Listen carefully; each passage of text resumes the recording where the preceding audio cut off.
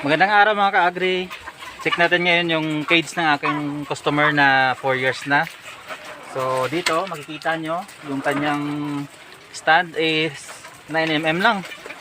Mas manipis kumpara sa regular. Tapos yung cage niya 4 years na yan. Yan yung cage na palagi kong binibenta. So matibay siya, hindi siya kinakalawang. Galvanized ito eh. So ayan, malaki to. Malawak. Bali dalawang building to, meron pa yung isa sa baba at meron pa silang bago na itatayo. So nag-order sila sa akin, 7th order na to ng manok tsaka cage. So reliable tsaka quality yung ating product. So dito mo ma-base yung performance ng manok tsaka yung cage na quality ng cage natin. So ayan, makikita nyo yan. Yan.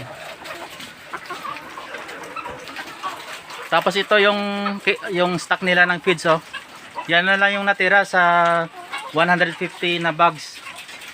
So kung makita yun ito na personal, naka-firm siya. So minsan may mga parang molds or bumubuo, pero okay lang yun.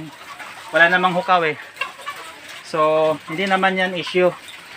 Sa manok naman wala namang bad performance yung mga ganyan. So yung patay dito konti lang. Yung mga hindi na maiwasan, yung mga nalupog, yung tinatapakan ng iba, pero bihira yon. So ayan.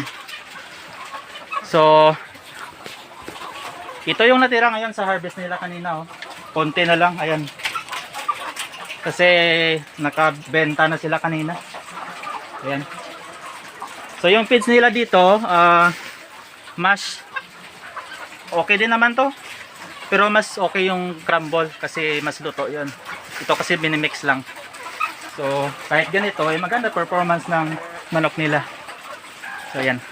So antabayanan nyo lang po ang next na update sa aking vlog regarding